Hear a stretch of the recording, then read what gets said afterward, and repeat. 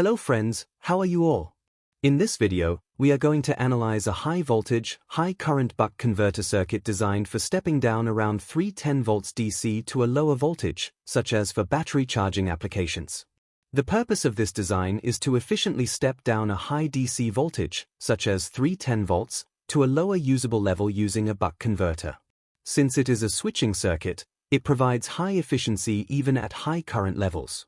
The output can be controlled by adjusting the PWM duty cycle, allowing precise regulation of voltage and current.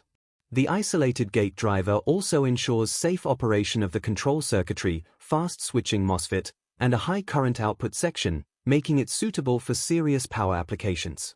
Let's begin with the input side. The circuit operates from a high voltage DC source, typically obtained after rectifying 220 volts AC mains, giving approximately 310 volts DC. This high voltage is applied directly to the drain of the power MOSFET. The switching action is controlled through a PWM signal, but instead of driving the MOSFET directly, an optocoupler-based gate driver IC is used. This ensures that the control side remains electrically isolated from the high voltage power stage. The PWM input is fed into the optocoupler driver through a current-limiting resistor. Internally, the optocoupler transfers this signal across an isolation barrier and drives the MOSFET gate on the secondary side. To power this floating gate driver, an isolated DC-DC converter is used. This provides a separate 15V supply reference to the MOSFET source, allowing proper gate drive even though the source node is switching. A series gate resistor is used to control the switching speed of the MOSFET. This helps reduce ringing and electromagnetic interference. A pull-down resistor ensures that the MOSFET remains completely turned off when no signal is present. Now let's move to the main power stage. The MOSFET acts as the main switching device. When it turns on, current flows from the high-voltage input through the MOSFET and into the inductor. The inductor stores energy during this period. When the MOSFET turns off, the inductor opposes the sudden drop in current and forces current to continue flowing through the freewheeling diode into the load, which in this case is a battery.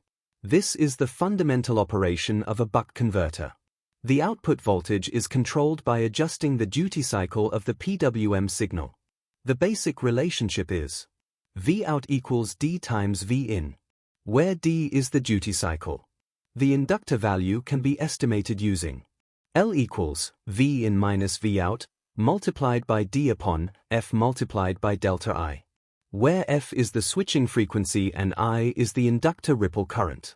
The output capacitor is selected based on ripple requirements. C equals delta I upon 8 into F into delta V, where delta V is the allowable output voltage ripple. Since this is a high voltage switching circuit, a snubber network is connected across the MOSFET. This consists of a resistor and capacitor in series. Its job is to absorb voltage spikes caused by parasitic inductances and reduce stress on the MOSFET. On the output side, fast recovery diodes are used to handle the freewheeling current.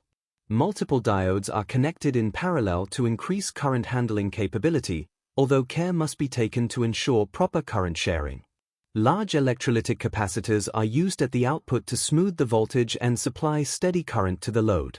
Now an important clarification. Even though the PWM control is isolated using an optocoupler and isolated power supply, this converter is still a non-isolated buck converter. This is because the input and output grounds are electrically connected through the power path. True isolation would require a transformer-based topology such as a flyback or forward converter. So in this design, we have isolated control, but not isolated power. Before implementing this circuit, a few practical aspects must be considered. Proper heat sinking is essential for the MOSFET and diodes due to high switching and conduction losses. PCB layout must be compact, with short loop areas to minimize noise and voltage spikes. A current limiting mechanism should always be included to protect the circuit under fault conditions. And finally, feedback control is recommended to regulate the output voltage and ensure safe battery charging. To conclude, this is a powerful and efficient high-voltage buck converter design with proper isolated gate drive, suitable for advanced power electronics applications. This circuit can be used for battery charging from high-voltage DC sources, such as rectified mains or solar panels. It is also useful in industrial DC power supplies, DC motor control systems, and inverter front-end stages where a controlled low voltage is required from a high-voltage DC bus. So friends, that's it. I hope you found this explanation helpful. If you liked the video, do not forget to like, share, and subscribe. Thanks for watching.